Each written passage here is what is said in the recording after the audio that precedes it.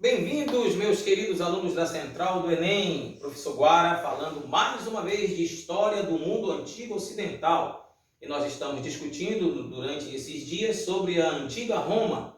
Já falamos do legado que os romanos deixaram para nós. Na última aula a gente falou sobre a primeira fase da história dos romanos, a fase da monarquia, não é? Apresentei para vocês a organização de poder e a organização socioeconômica dessa sociedade. A partir do ano 509 até mais ou menos o ano 27 a.C., nós temos uma outra fase, a segunda fase, que a gente pode entender a vida dessa civilização, que tanto nos deixou de legados. A fase é chamada de a República Romana.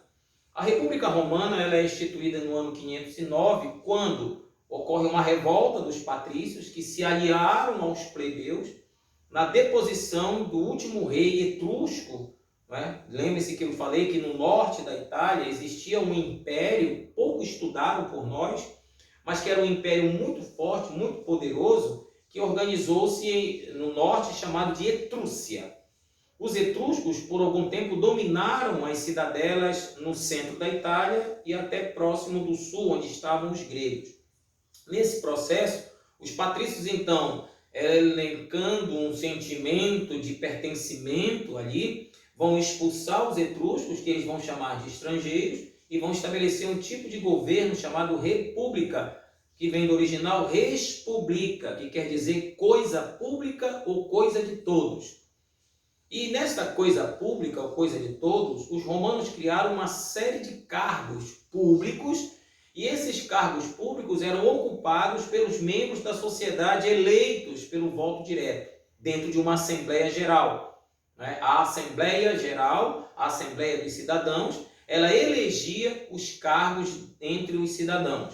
E aí surgiram cargos como, por exemplo, o Senado, que já existia, não é? O senador ele provinha das famílias de patrícios, e o Senado tinha agora 300 membros, e era ele o que iria dirigir toda a política externa e interna da República.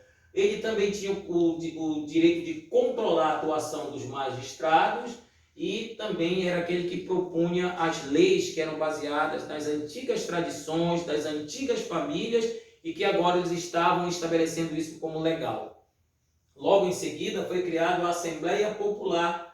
A Assembleia Popular ela passava a eleger o chamado tribuno da plebe, que era eleito para defender os interesses da plebe, principalmente a plebe que agora estava ascendendo algumas questões de direitos que eles estavam em busca, e desses direitos eles queriam acessar alguns cargos públicos também.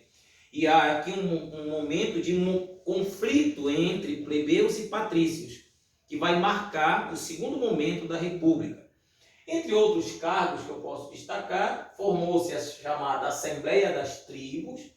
Essa Assembleia das Tribos, ela elegia os edis, que eu falei no início para vocês, que eram supervisores de mercados das vias públicas. Os edis, inclusive, eles eram responsáveis por observar a cidade durante o dia, porque durante o dia as pessoas pichavam às frente das casas, ofendendo ou elogiando alguém, e ao final do dia, os funcionários públicos iam e pintavam à frente das casas para apagar as ofensas ou os elogios, porque o dia acabando, para os romanos, acabava-se também aquele tempo que ficava para o passado. Então, quando amanhecia o outro dia, era um outro tempo, era uma nova vida, era um novo momento. Por isso que os romanos defendiam a filosofia do carpe diem, o viver o dia intensamente. Entendeu isso? Muito bacana essa situação aí.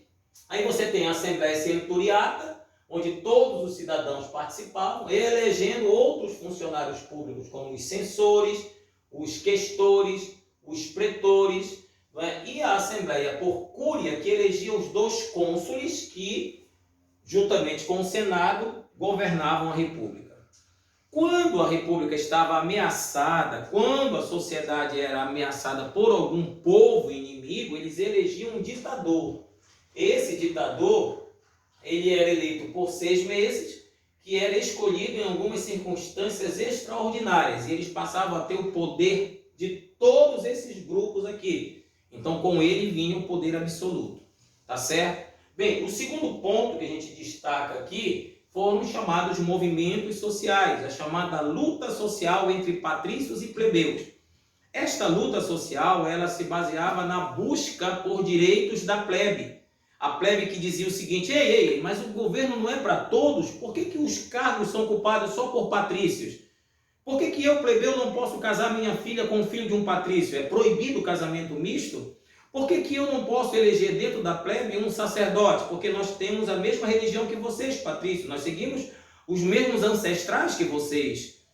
Tá certo? Então, nesse aspecto, a plebe começa a pressionar. Ela ganha, nessa pressão, o direito de ter representação dentro do Senado, que é a eleição de uma assembleia de plebeus, a Assembleia Plebeia, que passou a eleger um tribuno que representava os interesses da plebe. Só que esse tribuno era um patrício. Olha aí, ele é um patrício que é eleito para representar os direitos da plebe. Ele não era plebeu, então ele não sabia os problemas da plebe. Então a plebe diz: peraí, como é que um patrício vai defender os meus interesses se nem plebeu ele é? O cara não é comerciante, o cara não é artesão, o cara não é pequeno proprietário, ele é um grande proprietário de terra, ele tem um monte de escravo à disposição, ele tem uma vida boa, não vai me representar. E aí o que o tribuno da plebe é? Ele passa a ser um patrício que passa a se envolver com os problemas da plebe, passa a perceber os problemas da plebe e olha o que acontece. Ele passa a dizer: a plebe tem que ter alguns direitos, sim. E aí ele passa a ser chamado de o intocável, porque alguns outros patrícios vão procurar assassinar esse cara. Bacana isso, quando um rico começa a se condoer pelo pobre. E o tribuno da plebe era mais ou menos isso, para você entender aí.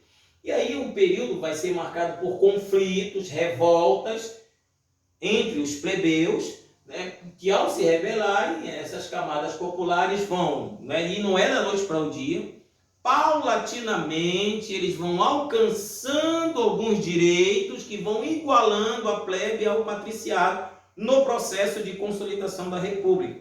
Entre os principais direitos eu destaco o direito de eleição de seus próprios magistrados, e aí não é mais um patrício, tem que ser um plebeu, tem que ser alguém do grupo, vamos assim dizer, né? Tem que ser alguém do bairro. Já viu essa história? Alguém daqui, nosso e tal. O direito de publicar leis escritas, que dá igualdade jurídica entre patrícios e plebeus. As leis são para todos, tanto para patrício quanto para plebeu, todo mundo é igual.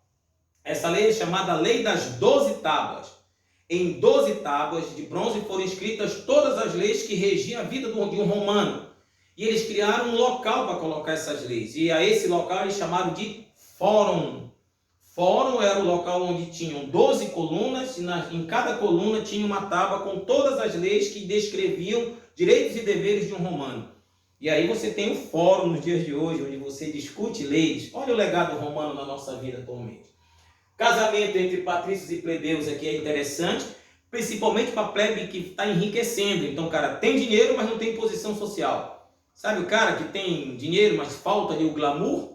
Então o patrício vem, casava a filha dele com o filho do plebeu, casando o filho dele com ela, nasceu uma nova classe de pessoas aí. Essa nova classe de pessoas é chamada de nobreza nobiliária. É o cara que é nobre porque ele tem dinheiro, não é nobre por conta de sangue. Sacou a diferença? Ele é nobre porque ele comprou o direito de ser um nobre, não porque ele nasceu nobre. Então o casamento aqui ele ajudou muito a plebe rica. Participação no consulado, a ideia aqui é, não são dois cônsules, tu lembra que eu coloquei lá no slide? Então um cônsul vai ser patrício e outro cônsul vai ser plebeu. E acabou, né, pela lei de Cineas Cestias, a escravidão por dívida. Muitos plebeus eram escravizados porque deviam. Ele não conseguia pagar a dívida do cartão de crédito. Vou usar aqui para a gente entender: cartão de crédito, Receita Federal, não conseguia pagar, então ele era convertido em escravo até que pagasse a sua dívida. E a dívida era transformada em anos de trabalho, que podia ser até uma vida de trabalho. Uma vida de trabalho corresponde a 40 anos no mundo antigo. Meia vida, 20 anos. Então lá quando diz assim, fulano já viveu meia vida, viveu muito já. Quantos anos ele viveu? 20 anos só. Tá certo? Então nesse aspecto a escravidão por dívida é abolida. E esses direitos eles vão atender aos interesses da plebe mais rica.